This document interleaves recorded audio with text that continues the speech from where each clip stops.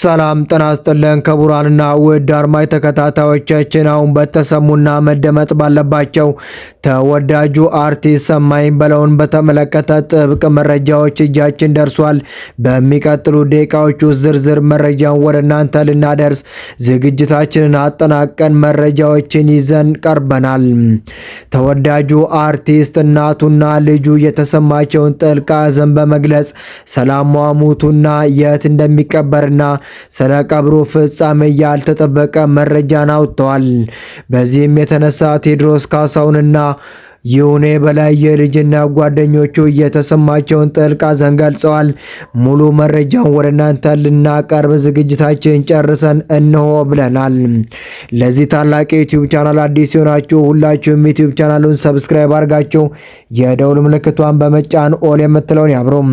እንዲሁም ለዚህ ታላቅና ተወዳጅ የሆነው አርቲስት ህልፈትን በተመለከተ ሰማኝ በለውን የተሰማችሁን ጥልቅ ሐዘን በኮመንት አስቀምጡልን። ተወዳጁ ድምፃዊ ቴዲ አፍሮ በተወዳጁ የባህል ሙዚቀኛ ሰማኝ በለው ህልፈት የተሰማውን ጥልቅ ሐዘን ገለጸ። በተወዳጁና ታዋቂው የባህል ሙዚቀኛ አቀንቃኝ አርቲስት ሰማኝ በለው ድንገተኛ ማረፍ የተሰማው ከፍተኛ የሐዘን ማዕበል በመላው የሀገሪቱ የኪነ ጥበብ አፍቃሪያን ዘንድ አሁንም እንደቀጠለ ይገኛል። ለዘመናት በሀገረሰብና በባህላዊ ዜማዎች የብዙዎችን ልብ ሲያሳምርና ሲያዝናና የነበረው የዚህ ታላቅ አርቲስት በድንገት ከዚህ ዓለም በሞት መለየት መላው የኪነ ጥበብ ማህበረሰብን ያስደነገጠ ሲሆን ታዋቂው ሙዚቀኛ ታዋቂው የሙዚቃ ንጉስ ቴዲ አፍሮ ወይም ቴዎድሮስ ካሳሁን የተሰማውን ጥልቅና መራር ሐዘን በዛሬው ዕለት በይፋዊ ገጹ በኩል ገልጿል። ቴዲ አፍሮ ወይም ቴዎድሮስ ካሳሁን ባስተላለፈው የሐዘን መግለጫ መልእክት አርቲስት ሰማኝ በለው ለኢትዮጵያ ባህላዊ ሙዚቃ እድገትና መስፋፋት ያበረከተውን ወደር የሌለሽ አስተዋጽኦ አውስተው በልዩ ድምፅና በደማቅ የክብር መድረክ አያያዝ የብዙዎችን ቀልብ የገዛ ድንቅ የጥበብ ሰው እንደነበር ገለጸ። ይህ ታላቅ የባህል አምባሳደር ማረፉ ለሀገራችን የኪነ ጥበብ ዘርፉ በተለይም ለባህላዊ የሙዚቃ ኢንዱስትሪው በቀላሉ የማይተካ ትልቅ ክፍተትና ከባድ ጉዳት መሆኑን አርቲስት ቴዎድሮስ ካሳሁን በጥልቅ ሐዘን ገለጸ። አንጋፋው ድምፃዊ ይሁኔ በላይ የተሰማውን ጥልቅ ሐዘን ገለጸ። ድምፃዊ ይሁኔ በላይ ባስተላለፈው የሐዘን መግለጫ ከሟች ጋር የነበራቸውን የልጅነት ትዝታና የረጅም ዓመታት አብሮነት በማስታወስ ሐዘኑን አጋርቷል። በመልእክቱም የአብሮ አደግ ጓደኛዬን የባህልን ፈርጥ የሰማኝ በለው ህልፈትን ሰምቼ እጅጉን አዝኛለሁ። እግዚአብሔር ነፍሱን ይማር፣ ለቤተሰቦቹ መጽናናትን ነፍሱን በገነት ትረፍ በማለት ለሙያ አጋሩ ለአብሮ አደግ ጓደኛውና ለባህል ሙዚቃው ባለውለታ የመጨረሻ ስንብቱንና ጸሎቱን አድርጓል። ሁለቱ ድምፃውያን የኢትዮጵያን የባህል ሙዚቃ በማሳደግ በማዘመንና ለህዝቡ በማድረስ በኩል ትልቅ አሻራ ያሰረፉ የኪነ ጥበብ ሰዎች ናቸው። በተለይም የጎጃምንና የአካባቢውን ባህላዊ ዜማዎችን በመድረክ ላይ በማቅረብ ለበርካታ ዓመታት የሙዚቃው መድረክ አብረው አድምቀውታል። የሰማኝ በለው ማለፍ ለመላው የኪነ ጥበብ ቤተሰብና አድናቂዎቹ በተለይም እንደ ይሁኔ በላይ ላሉ የልጅነትና የሙያ አጋሮቹ እጅግ ከባድ ሐዘን ሆኖ አልፏል። የድምፃዊ ሰማኝ በለው ድንገተኛ ህልፈት መላው የሀገራችንን ህዝብ የኪነ ጥበብ ቤተሰቦችና አድናቂዎችን በጥልቅ ሐዘንና በማይነገር ድንጋጤ ውስጥ ጥሏል። ይህን መርዶ ይበልጥ ደግሞ መራራና ለመቀበል የሚከብድ የሚያደርገው ጉዳይ ደግሞ በተለይም ድምፃዊ ከመሞቱ ጥቂት ቀናት በፊት በጥሩ የጤንነት ሁኔታ ላይ እንደነበር የሚያውቁ የቅርብ ወዳጆቹና አድናቂዎቹ ዛሬ ማለዳ የተሰማው ድንገተኛ ሞት የማይታመንና እጅግ መራራ ሆኖባቸው ሐዘናቸውን በተለያዩ ማህበራዊ ሚዲያ ገጾች ላይ እየገለጹ ይገኛሉ። ከዚህ ጋር በተያያዘ ወንድ ልጁ እስራኤል ሰማይ በለው የአባቱን ድንገተኛ ህልፈት ህልፈትን በተመለከተ የተፈጠረውን ነገር በግልጽ ተናግሯል። ለመሆኑ ከሞቱ ጀርባ ያለው ከባድ ምስጢር ምንድን ነው? የቀብር ስነ ስርዓቱ የትና መቼ ይፈጸማል? የሚለውን የሰማነው መረጃ ጨምረን ይዘንላችኋል፣ ታደምጡታላችሁ። እናንተም ሀሳብ መስጫው ስር ለድምፃዊ ሰማኝ በለው ቤተሰቦች፣ ወዳጅና አድናቆች መጽናናትን እንድትመኙ እየጠየቅን ወደ መረጃው እንሻገር። ካሳለፍነው ጥቂት ሳምንታት በፊት ድምፃዊ ሰማኝ በለው ወይም ሰሜ ባላገሩ ከሰውነት ክብደቱ ጋር በተያያዘ ክብደቱን ለመቀነስ በጀመረው ፈታኝ ጉዞ ላይ በ7 ሳምንታት የሕክምና ክትትል ብቻ 10 ኪሎ መቀነስ መቻሉን በከፍተኛ ደስታና ፈገግታ ለሕዝቡ ይፋ አድርጎ ነበረ። በወቅቱ ሕክምና በቅርበት ለሚከታተሉት የሕክምና ባለሙያዎች ያለውን ጥልቅ ምስጋና እያቀረበ ለተመልካቾችና ለአድናቂዎቹም ጥረቴን አበረታቱኝ፣ ወዳችኋለሁ የሚል መልእክትን በቪዲዮ ጭምር አጋርቶ እንደነበር አይዘነጋም። የብዙዎችን ልብ የነካውና ብዙዎችም ሲቀባበሉት ነበር።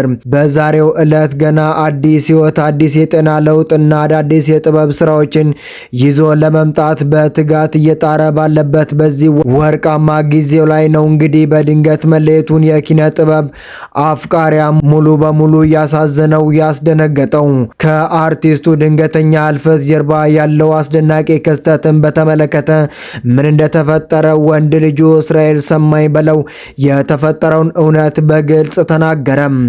እስራኤል እንደገለጸው አባቱ በዚህ ሳምንት ምንም አይነት ለክፉ የሚሰጥ ለሞት የሚያደርስ ወይም የሚያሰጋ የጤና እክል አልታየበትም ነበር ያለ ሲሆን ይልቁንም ክብደቱን ለመቀነስ እያደረገ ባለው ጥረት ውስጥ ሆኖ ሕክምናውን በንቃትና በጥሩ ስሜት እየተከታተለ ይገኝ ነበር ብሏል። ነገር ግን ዛሬ ማለዳ ያልታሰበ ስልክ ተደወለ። አስደንጋጭ ጥሪም የደረሳቸው እስራኤልና ሌላኛው ወንድሙ በፍጥነት በከፍተኛ ድንጋጤ ወደ አባታቸው ያመራሉ። ነገር ግን በሚያሳዝን ሁኔታ የደረሱት ሊታደጉት አልነበረም።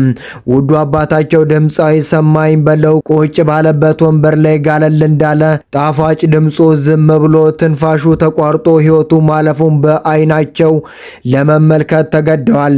ይህንን አስደንጋጭ ትዕይንት የተመለከቱት ልጆቹና የቤተሰቦቹ አባላት በአሁኑ ሰዓት በከባድ ጥልቅ ሐዘን ውስጥ እንዳሉ የቅርብ ወዳጁ የሆነው አቻሬ ጫማ በማህበራዊ ሚዲያ ላይ ገልጿል።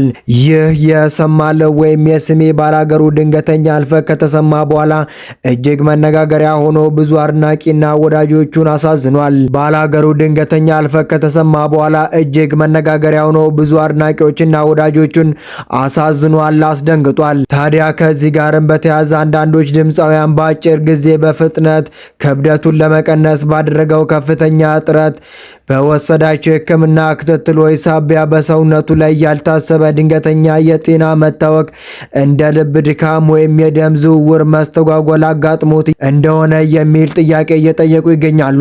በፍጥነት ክብደትን ለመቀነስ የሚደረጉ ጥረቶች ለአካል ክፍሎች ከፍተኛ ጫና ሊፈጥሩ እንደሚችሉ የሕክምና ባለሙያዎች ይናገራሉ። በተለይም ደግሞ ድምፃዊ ሰማ በለው ቀደም ሲል በተለያዩ የቴሌቪዥንና የሬዲዮ ቃለመጠይቆች ላይ በሰውነቱ ውስጥ ምንም አይነት የስኳርም ሆነ የደም ግፊት እንደሌለበት ሙሉ በሙሉ ጤነኛ እንደሆነ በተደጋጋሚ መግለጹ ይታወሳል። በዚህ ምክንያት ነው አድናቂዎቹ የዚህን ተወዳጁን አርቲስት ድንገተኛ የሞትና የሕክምና ምርመራ ተጣርቶ እውነቱ ለሕዝብ ይፋ መደረግ አለበት የሚል ጥያቄ በስፋት እያነሱ የሚገኘው። የድምፃዊ ሰማኝ በለው የቀብር ስነ ስርዓት ነገ ከቀኑ 9 ሰዓት በቡልቡላ መድኃኔዓለም ቤተ ክርስቲያን እንደሚፈጸም እንግዲህ ከቅርብ ምንጮች ያገኘነው መረጃ ያሳያል። ነገር ግን ከዚህ ጋር ተያይዞ ደግሞ የሚለወጡ አንዳንድ ፕሮግራሞች ካሉ ወደ እናንተ የምናቀርብ ይሆናል። አርቲስቶቻችንን በዚሁ ዓመት ብዙዎቹን አጥተናል። በእውነት ይህ ደግሞ እጅግ የሚያሳዝን ነው። ባሳለፍነው ጥቂት ወራት አርቲስት ነጻነት ወርቅነህ ከዛም በኋላ ብዙ አርቲስቶች እንግዲህ በሞት ተለይተውናል እና በእውነት ይህንን መስማት ይህንን ማየት እጅግ ያሳዝናል። በተለይም አርቲስቶቻችንን እንዲህ ላለባቸው ህመም፣ የጤና ችግር ተቋቁመው ሰውን ለማስደሰት እንደሚናገሩ ማሳያ ነው። እነሱ ለሰው ዘንድ ሲስቁ ፈገግ ሲሉ ስንመለከት ምንም አይነት ችግር የሌለባቸው ይመስለናል። ነገር ግን ከጀርባቸው ብዙ ሸክም እንዳለባቸው የሚያሳይ ነው። ይህ ድምፃዊ ሰማኝ በለው ከቅርብ ጊዜ ወዲህ በአካል ገጽታው ላይ እንግዲህ ከ115 ኪሎ ግራም ያህል ደርሶ ነገር ግን እሱ እንደተናገረው ሙሉ ጤነኛ ነው የሚለው። ከዚህ ጋር በተያያዘ ምናልባት ህመሙ የተፈጠረው ይህንን ክብደቱን ለመቀነስ ወይም ደግሞ በአጠቃላይ በፊት በነበረበት የጤና እክል ሊኖር ይችላል። እናም አንዳንድ ጊዜ እንደዚህ አይነት በሰውነታችን ላይ የሚኖሩ ለውጦችን በፍጥነት መከታተል እንደሚያስፈልግ ማሳያ ጭምር ነው። ለማንኛውም ግን ለአርቲስቱ ለድምፃዊ ሰማኝ በለው ቤተሰቦቹ፣ ወዳጅ ዘመዶቹ ሙሉ መጽናናትን እንመኛለን። በእውነቱ ልጁ የተናገረው ነገር እጅግ ያሳዝናል። እንግዲህ አባቱ ታሟል ተብሎ በፍጥነት ሲር ነው። አባቱ ግን በህይወት ሊያገኝ አልቻለም እና በዚህ ሰዓት ቤተሰቦቹ፣ ወላጆቹ፣ ቤተሰቦቹ ከባድ ሐዘን ላይ እንዳሉም የቅርብ ወዳጆቹ እንዳሏቸው አቻሬ ጫማ ያለው ሁኔታ በግልጽ በማህበራዊ ሚዲያ ላይ ተናገረው። ለማንኛውም ግን በድጋሚ ለወዳጅ ዘመዶቹ፣ ለቤተሰቦቹ መጽናናት እንመኛለን።